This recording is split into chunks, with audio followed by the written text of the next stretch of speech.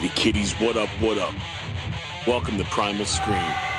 This is your host, Nick Graystone. For the next hour, we're going to talk about fantasy, reality, and everything in between. Let's go. Hey, kitties, what up, what up, what up? You get another what up. What up? How you guys doing tonight? I'm Nick Graystone, and this is Primal Scream. What is going on? We have so much going on in my world, and hopefully it will be relevant to your world, because that's what I like doing. I hope everyone had a great Halloween. Mine was a little bit different this year, but I still had a good one. We'll talk about that right now. So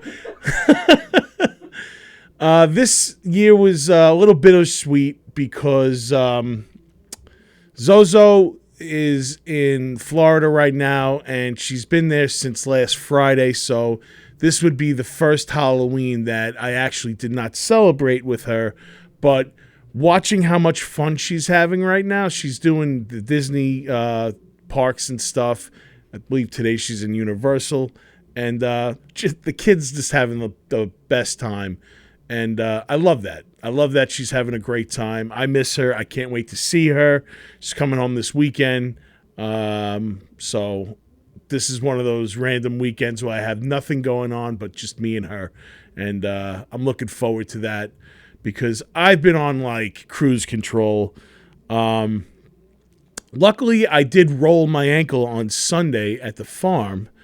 I fucked it up enough where I banged into work for 3 days, and the doctor just told me to rest. So that's what I did. I got so much fucking sleep that I haven't been able to.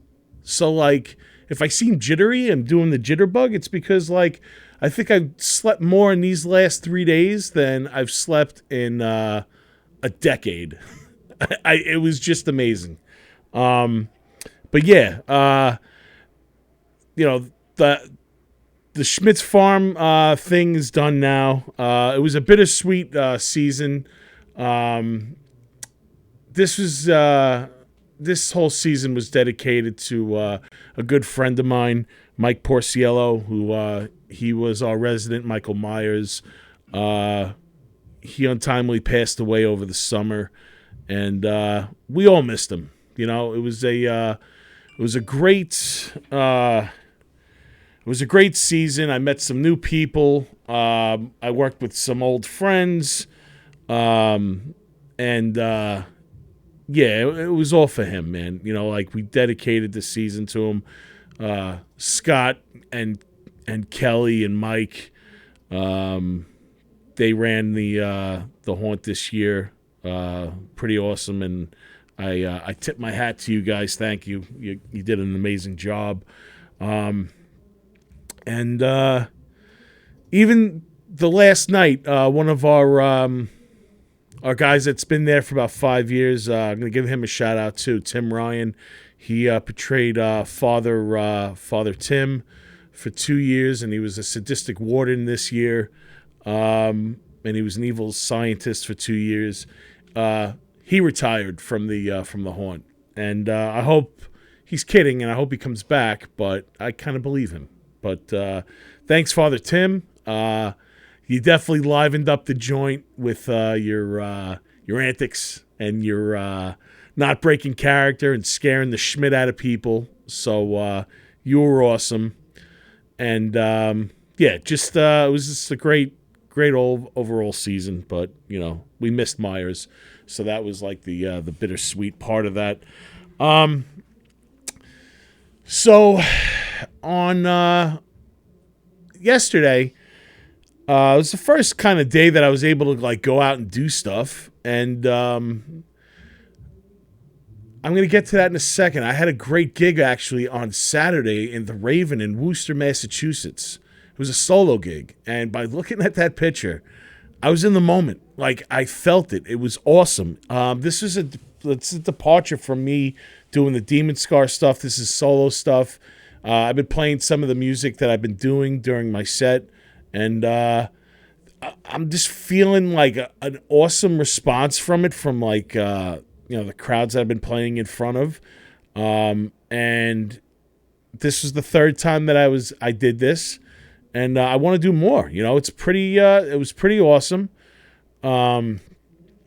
I feel naked up there because usually I'm behind a bass and I'm screaming and I'm jamming up there, and this one it's just me and a mic, and I'm like just letting it out, man.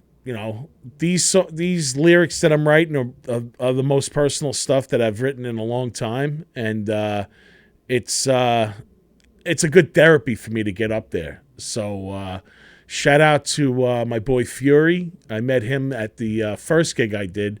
He's actually the one that booked me on the show. I have a picture with him actually. I want to, yes, that's Fury. He's a great talented artist / promoter. He hit me up shortly after the Shaggy 2 Dope show from last month, and he asked me if I'd like to do this one. And it was in Worcester, Massachusetts. And I made the trip, and it was cool. I saw some faces from the last time that they remembered me, and it was a nice turnout. Worcester is a very I don't even know how to put it. It's it's kind of a shady town, but it was good. It was it's a party town, and the folks that came to the place they had a party and here's some good tunes, and I made some connects and contacts, and I actually have a collaboration coming up with the headliner of this show that I just played, Lex the Hex. He hit me up. I had a beat ready, and I had some lyrics. I showed him what I wanted, and he's into it, and he's recording it as we speak. So keep your ears peeled for that one. It's going to be awesome. I can't wait. I went back to Center Stage Music and recorded that over, I think I did that on Thursday? No, today's Thursday. So I did that Tuesday during the day. So, yeah, that was cool. Yesterday was another bittersweet day.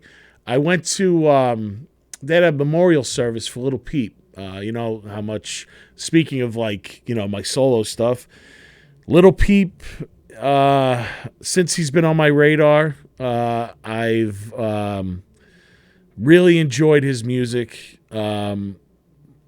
Keith, my brother-in-law that passed away a couple of years ago, he's responsible for putting him on my path. And, I just get inspired. Yep, that's the mural they have over in Bushwick. Really nice mural and a nice tribute to him. It was his birthday yesterday. He would have been 26 years old. 27 years old, actually. He passed away when he was 21. He was just about blowing up on tour, and unfortunately, he took a Xanax that had some fentanyl in it, and unfortunately passed away at the young age of 21. And his music is still going.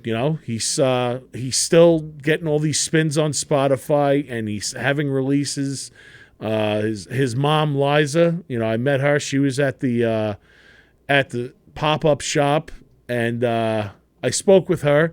And this is actually the second time I met her. I actually met her at a screening of his documentary, Everybody's Everything. I took Keith to that for his birthday, and we had a great time. We met her, and I had told her that I had met her, and I said this was a special night. I'd brought my my little brother to the movie and stuff, and unfortunately he's not here anymore. And we embraced. We gave each other a hug, and I just said her son's music means a lot to me.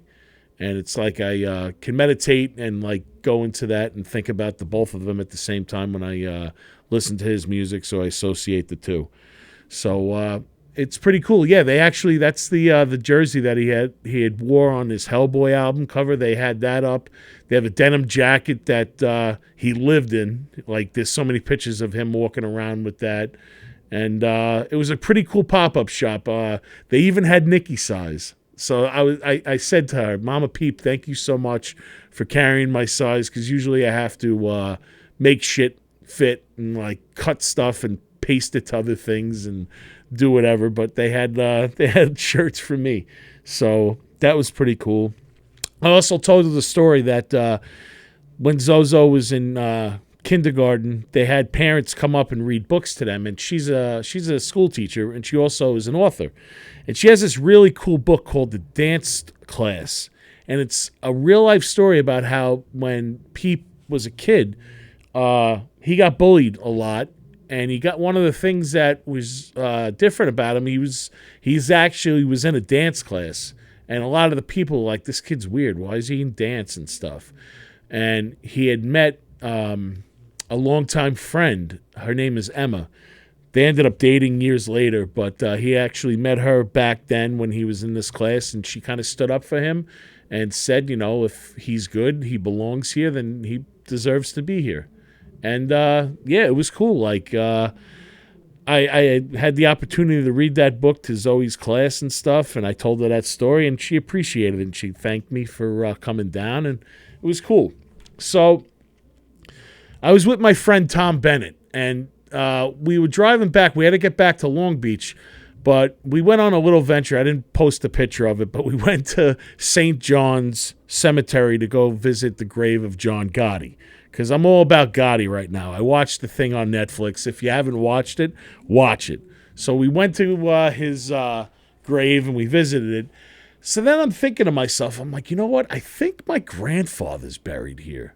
My dad's dad, and shows what kind of grandson I am. I don't even know where he's buried. So I went to the directory, and I pulled up the name.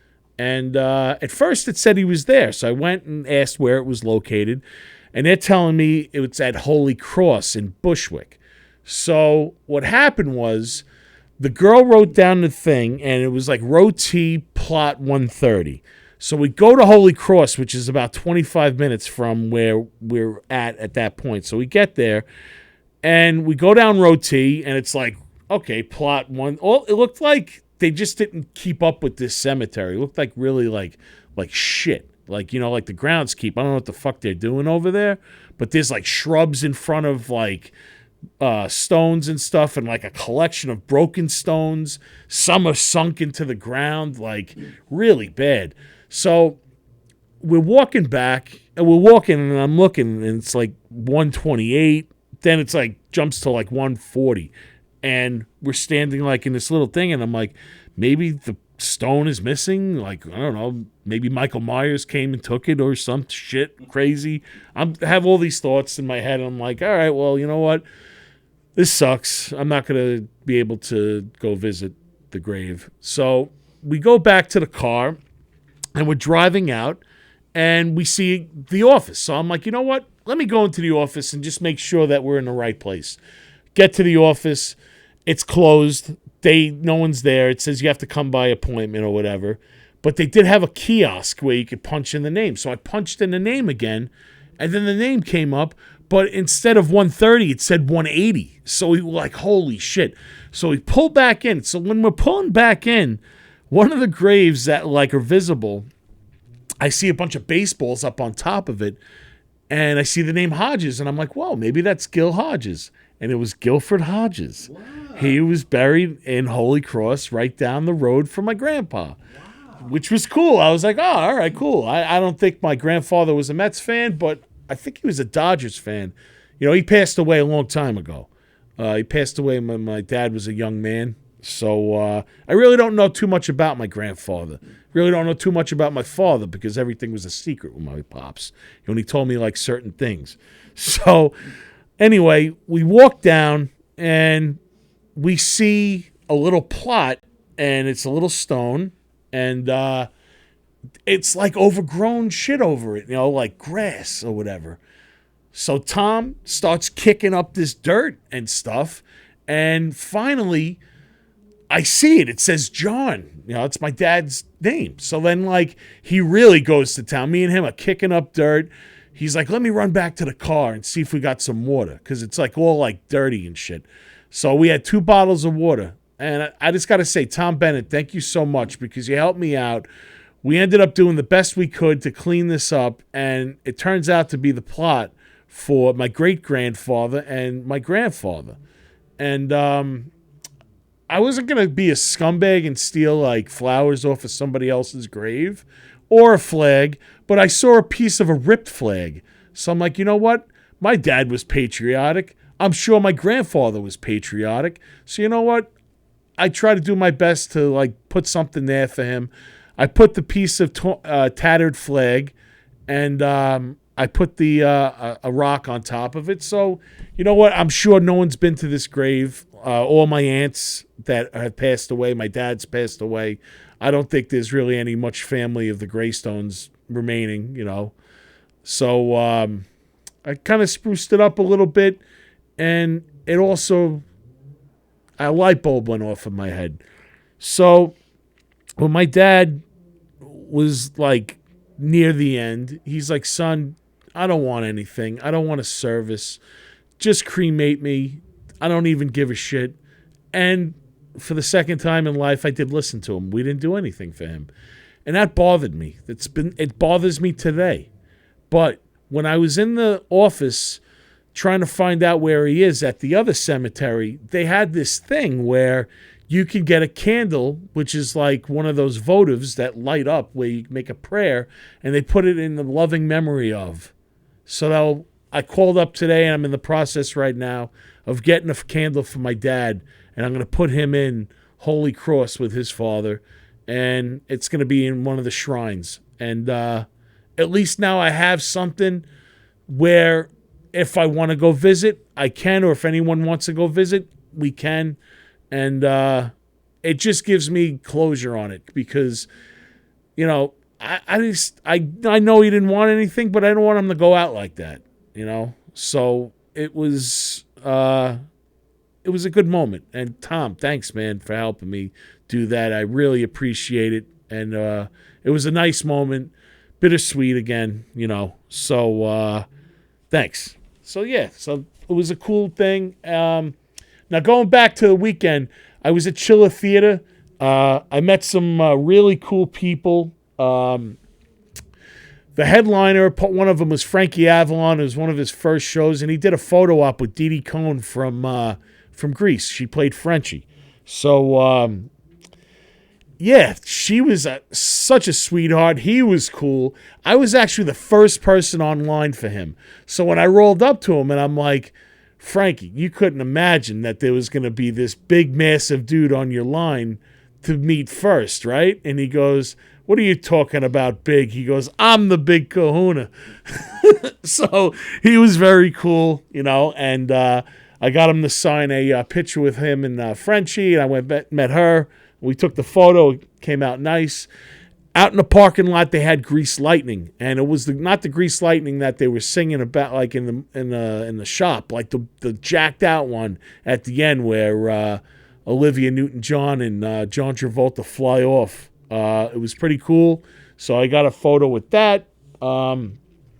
They also had the Christmas Story reunion, and this picture is so funny because the bully in the back, dude, that's like...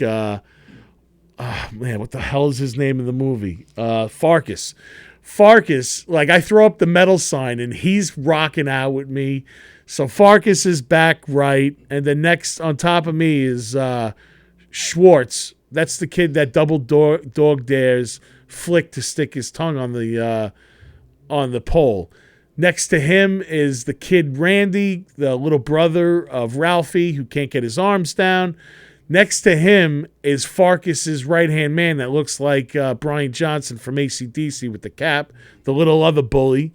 Next to me, seated with the pink shirt on, that's Flick. He's also in The Toy with Richard Pryor. And then Peter Billingsley, of course, is next to me. That kid looks the same that he did back in 1983. Flick went into porn. He did. And now isn't he like a pastor or something now? No, dude, you know what he does?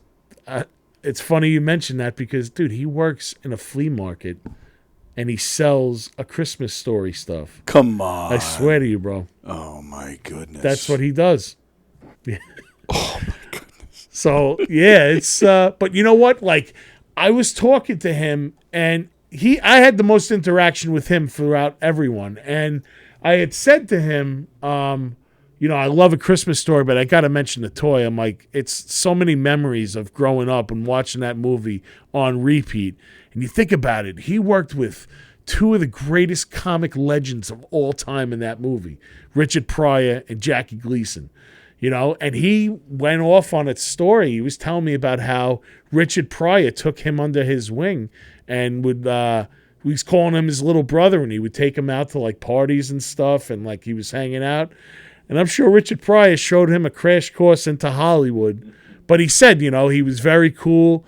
He actually, years later, when Richard was getting a little bit older, right before he passed, he was hanging out at some party, and Shaquille O'Neal came up to him, and he said, "Hey, you're that kid that's in that movie with Richard Pryor." He's like, "You still talk to Richard?" And he goes, "Yes, I do. Actually, I have his cell phone. You know what? Let me call him." And he said it was one of the big brick cell phones at the time. And he called up the phone, and Richard Pryor had answered. And he goes, "Yo, someone wants to talk to you, man." And he put Shaquille O'Neal on the phone with Richard Pryor. So, yeah, it was just a cool little conversation I had with that guy. And that's why I love going to these things. I love interacting with these people like I know them forever, which I don't, but I grew up watching them. But the next guy that I met was Mark Metcalf. He's Niedermeyer from Animal House, but he's also, I love him, was in those two Twisted Sister videos, classics, I Want to Rock and We're Not Going to Take It. And I actually talked to him about it. He had a really cool picture of him and Twisted Sister on his table, which I had him sign. So, yeah. Yeah, right, exactly. Like I wish I had him say that into the screen, but like I don't want him to stroke out, man, because he's an older guy. I don't know if he still has that intensity. So I met Stacey Dash. Speaking of Richard Pryor, the first time I ever fell in love with her was when she was in that movie Moving with Richard Pryor back in the day, and then she was also in Clueless, and it was pretty cool, meeting her. She still looks amazing, and yeah, I had a great time at Chiller Theater. That is J.D. Nemeth. He's the guy from RoboCop that says, "I'll buy that for $1." It was his first convention, so I had to go meet him. Just one of those random people. So, yeah, I had a great time at Chiller Theater. Can't wait to go back because it's not just horror. It's just like a random mixture of like, pop culture and everything else. So today I came across this thing, which was very cool. I'm not going to show you any clips from it. I want you to go and do your homework, kids. It's on YouTube. It's this thing called Rare Exorcist Outtakes. And this guy, his name is, let me get it for you, Paul Davis, I believe? Yes, Paul. It's on the picture. Paul Davis. Paul Davis. So Paul Davis has like a lot of these videos from like this, the shooting of The Exorcist. It shows you like their original plans for like certain scenes. For instance, like the vomit scene, they wanted her to projectile vomit and hit him in the chest, but one shot, and he did it only once, and it hit him in the face, and that's the shot that they used because it nailed him perfectly. But they liked how it turned out, so that's why they went with that. The spider walk that's in the 2003 version, they showed you how they filmed that. They didn't use it because you could still see the wires and stuff. They show you the makeup tests, and they show you what could have been the intended crucifix scene. You guys know what I'm talking about.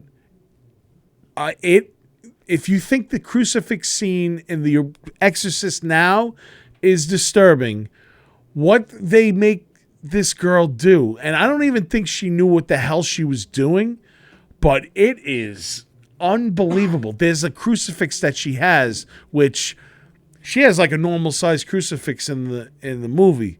This one is much bigger, and it's pretty bad. You got to watch it. It's kind of disturbing, like that they actually thought that like a 13-year-old or 12-year-old girl at the time should be doing something like this. So yeah, it's pretty crazy. My friends are almost. It's almost time for them. I'm going to bring them on. I do have special guests tonight, so getting into that, I have. Excuse me. I have 2 videos that I want to show back to back right now. They're from my friends Sharp Violet and Steve and the Not Steves.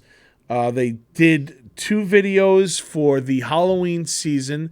I'm going to show you those 2 videos right now because there it is a 2-parter back to back, and we'll talk to them once we come back because I have members from the both bands on. So see you in a little bit, kids. Enjoy.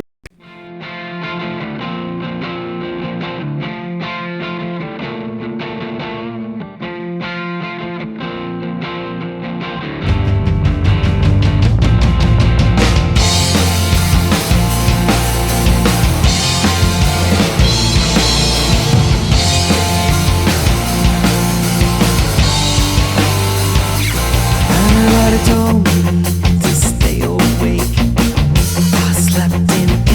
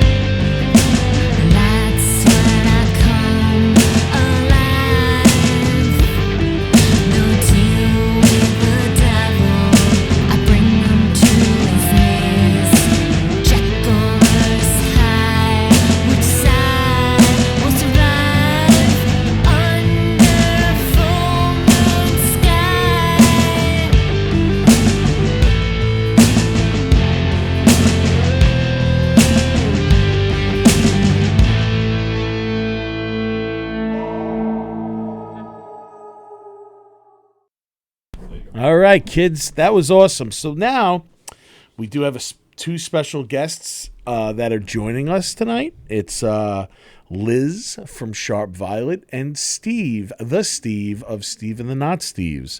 Hi, kids. What's up? Hi. How you guys doing? You guys good? Yeah, Good. living the dream. Living the dream, right? That's Absolutely. I was just talking to my my producer over here, and we were both saying like we love this. Like we don't. I can't think of any other band that have done this where they've done a collaboration with two videos. Like it's like a two-parter thing, and like it's a very cool concept. So like I guess what we'll start with is, how did you guys come up with this idea to do this?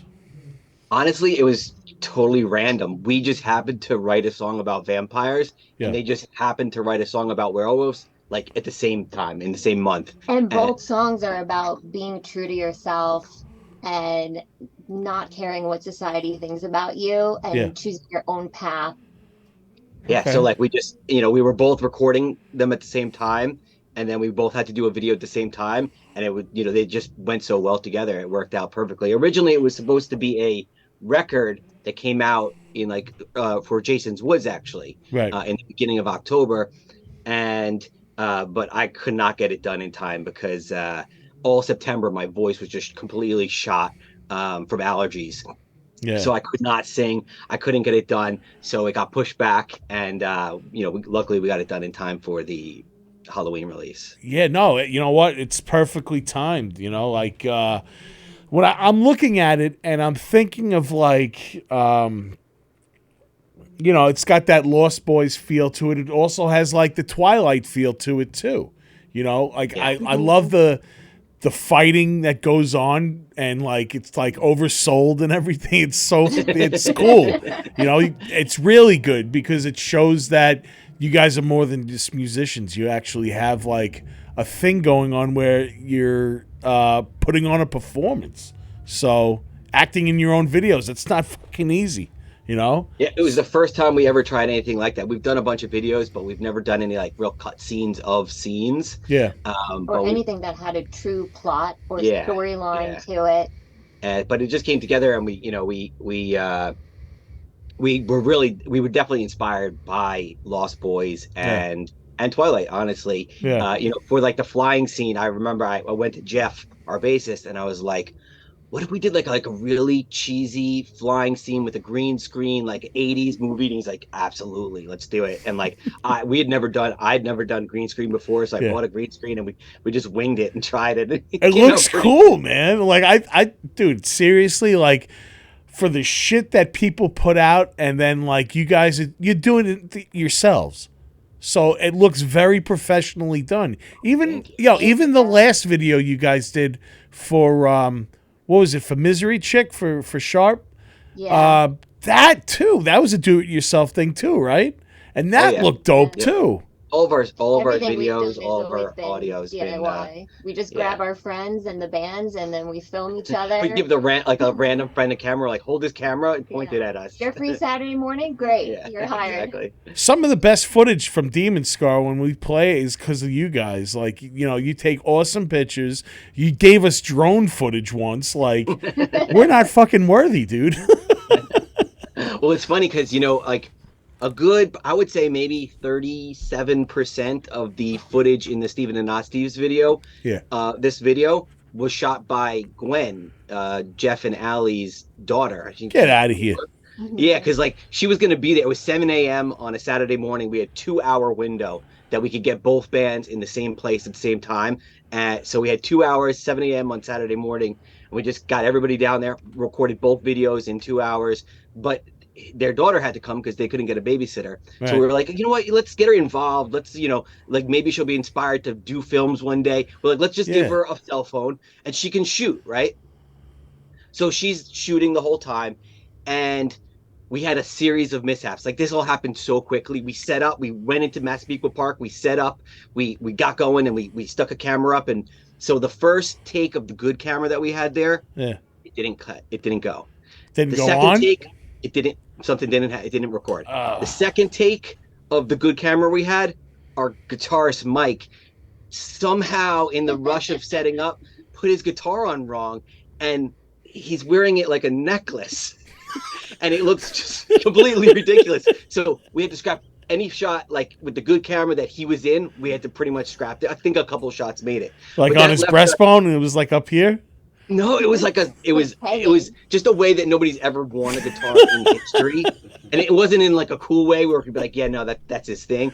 So we were like, all right, so those are scrapped. So then we basically were left with Gwen's footage, a couple shots from the really good camera, and I have a little DJI like Steadicam, little mini cam. Yeah. And so a lot of it's that. Those three together is the majority of our video. By the time we got to them, we were a little bit more set up. Right. And then I was behind the camera, so I was able to do a little bit more with my camera and the other good camera, and we got some good shots for them. That's why you'll see ours is like a little bit like grainier, more old school, which works for the type of video we did. It looks like that kind of like 80s, 90s look, but it was sort of by mistake. No, but you know what? It takes away from. You don't even think. I don't even think you're focusing on that because, dude, you're fucking flying in your video, bro. Like, like it was amazing. Like I seriously, and I'm not blowing smoke up your ass. You know, I don't fucking do that. I really thoroughly enjoyed it. Like when I saw it, I'm like, wow, this is guys did a really great job with it. And I can't believe only 2 hours. Like I get the concept of only 2 hours, being a parent and like having a life other than this. It might have been 3 in the end, but like, yeah, that's all we could get. Like Mike had to work, Anthony had to work. At 9. Anthony left at. We were going on vacation the week after. Jess had a wedding to go to. Like that's like literally 2 hours. And of course, like we set it all up and we put it in. We have a group chat between both bands. Yeah. We put like two Saturdays from now, 7 a.m. We're gonna be there. Blah, blah, blah. And we just put it out there and expected everybody just to catch on to it. But Mike had missed that message. Oh, boy. Right. So 2 days before, I'm finally like, I've been so busy. I finally was like, all right, guys, everybody's good for Saturday morning. And Mike's like, what? What are you talking about Saturday morning? I have work. And we're like, we're doing the video Saturday morning. And he's like, no, I have work at 9 o'clock. And we're like, okay, so how about 7 o'clock? So we're like, what time does sunrise? And we were literally there as the sun rose. Got it done as quick as we could. That's something. That's awesome though. But you got it. I was like, when we first planned it, I was like, all right, we'll get a good 8-hour day. Like, we'll get everything done. And then it was like, no. Never happens that way. 2 hours. 2 hours. Yeah. That's your style though. I remember a couple of years ago we were doing the Jason's Woods gig, and you guys were going on a cruise in like 5 hours or something. Like when we were on the fucking hayride. Another music video that morning, right? Oh yeah, your video. In Lancaster, right? In the parking lot. Was that when we were supposed to do the video for us too, and it just never happened? That's right. We were supposed to do a video for our collaboration for Unity, and you guys were like, "We can't do it." We're like, "All right, we're gonna film a video for a different something else." I remember that now. Yeah, man. Oh, speaking of which, yes, we all collaborated on an awesome cover of Op Ivy's. For those of you who don't know. We did a cover of the Forever Relevant Unity a couple of years ago, and it came out great. You know, I think it's like one of our highest played songs of like all of us, right? Yeah, it's #1 song, a cover. Yeah. That's how it goes, man. Typical Long Island bullshit. Everyone wants to hear covers. Yeah. Right? Unfucking believable. Yeah. So, but Halloween's over, so all the original bands can go back to being original bands now. Right, exactly. Playtime's over. Now we can get to serious business. So what do you guys got coming up? Like, what do you got any like shows coming up? So Sharp Violet's playing at the roller derby on Saturday. Fun. That's playing awesome. At Safe America at the halftime show for the Long Island Roller Rebels. It's a home game, black versus blue. Yeah, I played that a couple of years ago, and it was such a fun time and a cool turnout. And I think you guys are gonna kill. That's like your perfect, your perfect place to be. You know. Thank you. Yeah, we have like a history with the roller derby because C-Roll, right? Yeah, C-Roll was a former derby player, and then our first drummer Tala, she also was on the Roller Rebels too. Oh, there was a first drummer? We've had a couple of different drummers over the years. We all have Spinal Tap drummer like moments with our drummers and stuff. I didn't know that. I thought the first drummer was Jasmine. No, Tala left to go to law school, so then Jasmine took over, and Oh, then okay. that's why Allie joined, and the rest is history. Right. Wow, that's so cool, man. Yeah, we all have a history of the drummer, Mm-hmm. I think we've had like 8, maybe. right? Yeah. We finally found our forever drummer, so That's great. Yeah. Yeah. Anthony, right? yeah. Yeah, all right. So he's like the newest out of everyone. Yeah. Okay, Yeah. cool. Yeah. Yeah, the same thing with us, man. We our first drummer, we played our gig at Lucky 13 and it went over awesome, and there was a booker there that wanted to have us open up for Quiet Riot. And I told him the next day, "Holy shit, dude, we're going to open up for Quiet Riot." And he goes, "You know what? I was thinking about telling you guys last night, but I don't want to kill the high, but this is just not for me." And I'm like, "Wait, can you please fucking quit after we play with Quiet Riot?" And he's real? like, "No." What timing? Yeah. And he goes, "No, I'm Something sorry. good I has have to happened. leave." All right, let me. Now it's my idea. Yeah, now it's fucking not bang your head. I'm going to bang your fucking head up against the wall because you're killing my hopes and dreams. Oh my God. But yeah, that's the tale of the drummer. I think we also had one that exploded just like in Spinal Tap behind the kit. Didn't you guys beat the shit out of one of your drummers too? Yeah. Yeah. That's I think when I first our- met you. That's the first night I met you. That's right. Yeah. Right. Yeah, our Yeah. first show actually that we met you, our first drummer was an interesting character. It's how I met Liz, and he lived with us, and so it was kind of like a parent-child relationship in a lot of ways. And yeah, so it was That bad. night, Daddy kicked the shit out of son. And it was one of those shows that was like pay to play because it was with Graves, right? yeah, Michael Graves. Yeah. And so like we when pay to play comes around, we like just pay ourselves because we're not gonna like go hawking tickets. Yeah, So we were probably like family. $300 in on that show, and he totally messed it up. And then That's happened to us before too, man. Like I remember we did a pay to play once, and I watched my guitarist. This is not Demon Scar. This is another band. I watched my guitarist take the tickets, put it in his guitar bag or whatever, and then this is about 2 months later. He went right back into the same pocket at the show. "Sorry, dude, I didn't sell any tickets. Here are my tickets." Didn't do anything. "Thanks, dude. You just cost me whatever. Now we got to fucking scalp tickets if we want to even make anything off of this."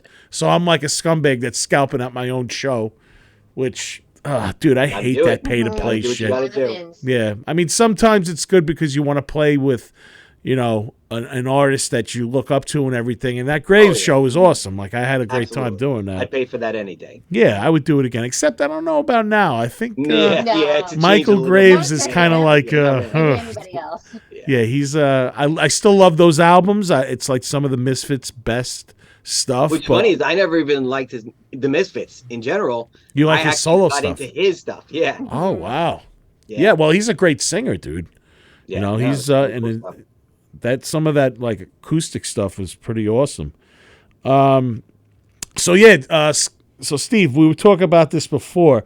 I wanted to hear you guys' thoughts on the new Blink 182 and the new Green Day. You said now both of you are not fans of Blink, or Not really. And I No. didn't think we had heard it, but apparently she told me when I was telling her about that when we were listening, she wanted, when the new Green Day came out, we were like, "Oh, we got to listen." And she's like, "Let's put it on." She wanted to put it on our phone. I'm like, "No, you cannot listen to the new Green Day on your phone. It's the worst possible place to listen to music." So we came down to the studio. I had a really good setup, set it up. And apparently while we were setting up, the YouTube video was playing for Blink, and I didn't even realize it. But I'm not a big Blink fan. They're fine. So I didn't really notice the song. I really enjoy the album. I think it's really good, the Blink album. I thought the song was good. I feel like their best songs are their most depressing songs. The ballads, right? Yeah. Like true. they were talking about it the other day, like Adam's song, they don't even play it anymore because they said that like it reminds them of the dude that survived the plane crash that ended up passing away. Yeah, DJ AM. But yeah, that song is one of their greatest songs, and the other one was I Miss You. All fucking heartbreakers, you're right. Yeah. So I don't know. And that new song like- is something else, though. That's a very depressing song, but I still, I love that stuff. Yeah. But the But new Green Day, we were super excited for. I was really, really hoping that after like the last album, which I really didn't like, oh I was like no, praying that it was like, all right, that was their last album on that label. They were just doing that album to get They it. This is rushed it going to be the out. good one. And I was really, really disappointed. Mega disappointed. Like yeah, it just seems so out of touch. I mean, I love Green Day. Green Day is my all-time favorite band ever, right? yeah. And I was really, you have such a powerful name for a song. It's like with everything going on, there's so much he could have said and did, but it was just so like almost bubblegum. You It was feel like it was lazy phoned in. songwriting. It was totally full. Exactly. I mean, a Yeah, lot of his stuff can be sometimes recently, but Yeah. there was just no heart behind it. There was no power behind it. Like the American dream is killing me with everything that's going on in the world. And like it was just like There was no basic substance. rhymes and yeah. it could have been like American Idiot Part Two. You Well, know. it should have been. It should It have had been. to have It been. should But have you're been gonna name it the like conclusion to American Yeah, exactly. Idiot. you know what? Like you're right with the title like that and the shit that's gone on since American Idiot's come back. Right. Because if you look at like when American Idiot came down, the world was fucked.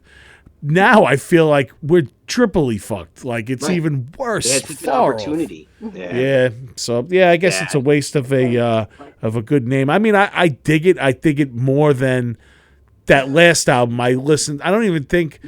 I think I listened to it once, and it Yeah. was a very hard listen. Like I just didn't like it, and it was a shame because each of their releases, I always find at least something that I can associate with, and I couldn't find anything on that album. Mm. So hopefully on this one, maybe there's a couple of songs. Yeah. But Yeah. maybe If they'll not, be I could interesting. always go back to the box set for Dookie and enjoy that. Did you guys get that, the Dookie box set? Mm-mm. We Oh. listened to it though. Oh yeah, We yeah. It's listened to, like, the fantastic. There's so demos. much good stuff on there. They have like Yeah. the Woodstock '94 live thing and a lot of demos that I heard. I mean, the Jar, different lyrics blew That's my for mind. Basket Case. It's a completely Right? different song. Yeah. That blew my mind. Like Mhm. to have that of an iconic song that like changed lives, including my own, right? uh-huh. And then have it like just it was written with totally different lyrics, same melody, same, Right. and that's how it's funny because that's how I like write songs. Like I write like fake words for the Right. first 3 months. It's just completely fake words, and then they like form into real words. But like to have his just completely different meaning, just so like Thank God they rewrote that song. yeah. I don't Just think it blows would have my been a mind. hit the Yeah. other way. It was Because different. it's also so hard. I feel like when you do write a song, it's so hard to change it. Like when you write actual Mhm. lyrics, Yeah. it's so hard to be like, okay, no, I'm gonna scrap that all together and like do a totally new song. Right. So, like, how is the process with you guys with that when you show up to like practice and you got a new tune? Is it a collective? Like, you guys like put it out, like you write a song, you write lyrics to it, and then let's say someone is not vibing with it, and like, do you change it like on the spot, or like how does that work with you guys? For us, most of our songs come together spontaneously at practice. Like either Mike will play a single chord and I'll go like that's the chord, do it again, and then we like just kind of it just builds. Yeah. So like yesterday we practiced and we like wrote this dope new song and it just spontaneously happened. Like I played like two chords, I'm like, those are cool together. Oh, here's the third. And then they picked up and like it instantly became a song. Cool. And I haven't written lyrics yet. That usually takes the longest. I do that on Wellwood as I drive to work. Yeah. I write lyrics. But the song itself, almost 100% of it almost usually comes together in like one practice spontaneously. Wow. It either works or it doesn't. That's So, cool. How about For you, us- Liz? Yeah, for us, similar. Someone will play a note and we'll be like, whoa, that sounds really cool. Yeah. Or someone will go home, come up with something, and then they'll come to practice and they'll be like, I just wrote something really cool. And then we'll spend that night working on it and trying to perfect it. Yeah. And then sometimes it'll take me a while to get the lyrics. Or sometimes they come instantly. Like, it's hard. It depends on the situation. For Werewolves, Gwen, Allie and Jeff's daughter, she came up with the title All Werewolves Are Bad. Really? I forget if she told Allie we should name a song that, or if Allie just asked her what should we name a song, and she came up with that title, and that's how the inspiration came for that song, for the lyrics. from there, I knew I wanted to use werewolfism. Is that the word? For I guess, yeah, it for works. for being true to yourself. I Yeah. thought that would be a unique, I guess, song idea concept. But yeah, without Lycanthropism. lycanthropism, that's the word. But yeah, without Gwen, there would be no werewolf song. Or Steve video. Or Steve video. Yeah, Yeah, it's true. yeah. Wow, this kid's You had a becoming major, And like she's in the end a of their major video part too. in this whole Yeah. collaboration. The end scene is Gwen. Mhm. That actually came about that day also. That wasn't really planned until we got there. And I'm like, oh, put her there. I could All right. see her now like gonna be setting up like band meetings and stuff in like her room. Yeah. Like She's how our like new manager, Stewie actually. has it set up with like his teddy bear. Don't mind Rupert, just come on in. Taking 60%, but it's probably worth Yeah. it. Right. Yeah, whatever, man. If the kid's doing it, Like a you know, rainbow. Yeah. she's like gold right now. Yeah. That's so awesome. I love, that was one of the first things I had said to you after I watched it. I'm like, dude, it's like the next generation that you got in the video, bro. That's so awesome that she's in it like that. So, Yeah, we already have Sharp Violet 2.0. Yeah. Oh yeah. Yeah, between my Mike's, my guitarist Mike's daughter Yeah. and like we all had daughters, so that's Sharp Violet 2.0 in like Yeah. 15 years, 14, 13 years maybe. The future of Riot Girl is strong. That's sick. Well, that's what you got to do, Like Zoe already wants to do the Daughters of Demon Scar, so she's like ready, That's awesome. I'll Yeah. play that show. Yeah. Yeah, she's something else. You guys see her all the time. I'm posting about her, but couldn't be proud of that kid, man. She's awesome. I miss her this week. She's in Disney doing her thing, and this is like the first Halloween I wasn't so with her, cool. but she's having the best time. So it's awesome. Yeah. She actually she actually got asked to do a movie, like a little spot in it, but she's away and they're filming it this week. So, but even to get that offer, like it was such a awesome feeling, and you guys can understand that, like when obviously, seeing like when your kid is like shining like that and other people are noticing and stuff. So it's pretty awesome. That's so exciting. Because it's Yeah, not get about your us video, anymore, we'll right? shoot It's yours. right, exactly. It's not about us anymore. Now it's like it's time for them to do their thing, and like we step back and watch. I Yeah. guess, right? I don't know. It sounds weird. We sound like old timers now. We are. No, We are, Punk right? Rock keeps you young. It does. Oh, jeez. True. Well, guys, thank you so much for coming on tonight. I appreciate it. It was awesome. I know you got practice coming up soon, but you squeeze time for me, and I do appreciate it. You guys are always welcome. I love you. So you can anytime you want to come on, just hit me up, or you have a new song or single, I'll play it on here. Awesome. Awesome. Thank you. Thank you so much for having us. Yeah. It's all good. All good. Thanks a lot for coming on, and say what up to everyone, and hopefully I'll see you soon. All right. Awesome. All right. Take care, guys. Bye, guys. Bye. All right, later. Thank you. You're welcome. Well, that was awesome. So we had the Sharp, Violet, and Steven the Not Steves. They're all over social media. You can check them out. Again, All Werewolves Are Bad by Sharp Violet and Let Me In by Steven the Not Steves. They're on YouTube, Spotify, Instagram. I'm going to post a link once I put this video up. I have just a couple more things I wanted to talk about. And actually, the next thing I want to talk about right before I get to my sponsors is the Raiders had a massacre on Halloween Eve. Mark Davis was like Michael Myers killing motherfuckers on Halloween Eve, on Halloween. He fired Josh McDaniel. He fired his offensive coordinator. He fired everyone. And now, like, Antonio Pierce is the I love there's always an interim coach for the Raiders because they always put themselves in this. And this week also, the first move that Antonio Pierce, I believe his name is the interim coach. He actually played with the Raiders back in the day. He was at the Super Bowl that they got the shit kicked out of him by Gruden and the Bucks. But his first move, he benched old Jimmy G, and now Aiden O'Connell will start. So if you're going to listen to me, I think they should have never gotten rid of Rich Bisaccia, the last interim coach, because once they fired Gruden for saying some awful shit, they hired this guy as an interim coach, and the Raiders made the playoffs. This dude had them at a 7-5 record. And then they went with this dickhead, McDaniels, who has the most punchable face in the NFL and even a more questionable handbook. So, like, really what I think is, and I'm just going to save this for now because the fuck you of the week is going to him, but the real problem is Mark Davis. He don't know shit about running a football team. At least Al Davis proved himself before he went full Montgomery Burns, like in his later years. Like, at least he had some winning teams and stuff.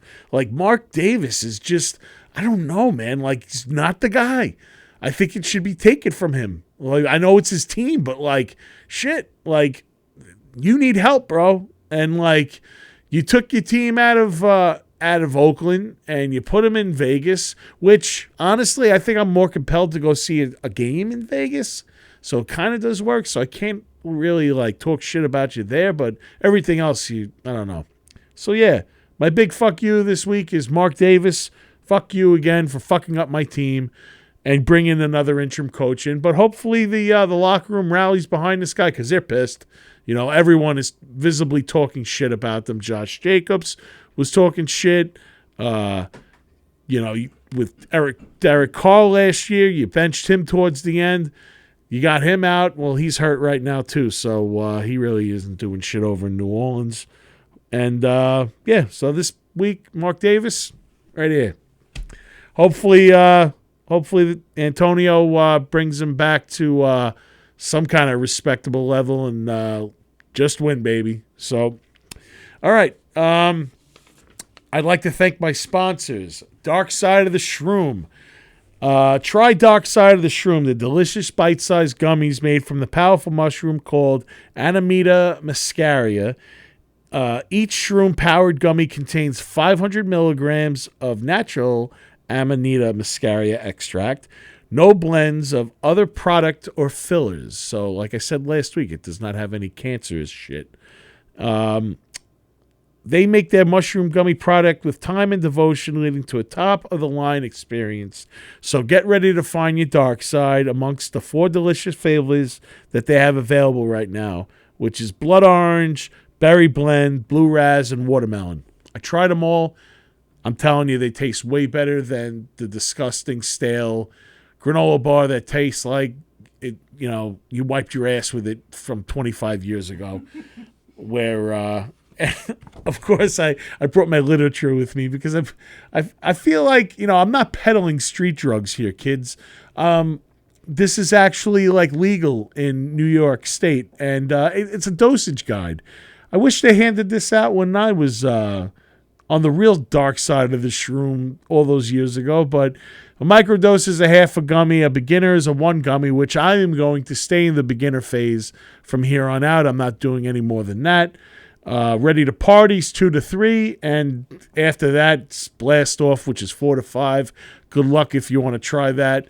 If you do order, 25% off that way. I love doing this. That way, 25% off. Trippy Scream. Hit them up, and they'll get 25% off your order. My next sponsor, Mr. Beery's. The place to be in Long Island if you are like me.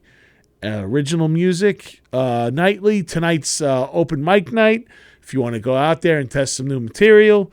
Tomorrow, Friday night, is Pop Smart Overdrive's record release party with my friends in Flakjack and Agent Zero. And Saturday, The Hinges, Sorry in Advance, and Gens X. Go check out Mr. Beery's. Everyone's cool there. I'm sure you'll have a great time. I might even be there tomorrow night. We'll see how my night goes. You never know. But yeah, that about wraps it up for this week's Primal Scream. Holy shit, I did not even plug the band tonight. That's right, I even wore this shirt for that reason. Damn it, Ska! if you like what you see, kids, the old Cerebus, very cool logo that we have right now on our new Demon Scar shirt. They are available. If you're local, it's $20. I'll come and drop it off. You can come to me, or if you want to pay for shipping, it's $25. You can DM me, or you can DM Demon Scar, but it's more like you DMing me. So up next for us, we have a gig on November 17th at Sinclair's. We're playing with Graces of Chaos, Resist the Temptation, Hostile Intent, and us. Sinclair's in West Babylon. Patty Dodge, she's putting this on. Thank you, Patty, for bringing us out to Sinclair's. We can't wait to try out some new material for you. And now I could finally put this episode to bed. Guys, thanks for your time. Again, thanks to Sharp Violet and Stephen the Not Steves for coming on tonight and giving us some insight on how to do it yourself with great success. So, again, guys, I'm Nick Graystone, and you're not. See you next week.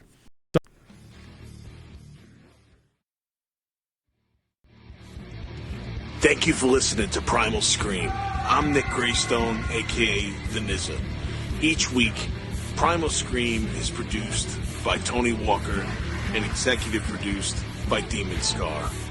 Always remember, nobody writes your story but you. Later.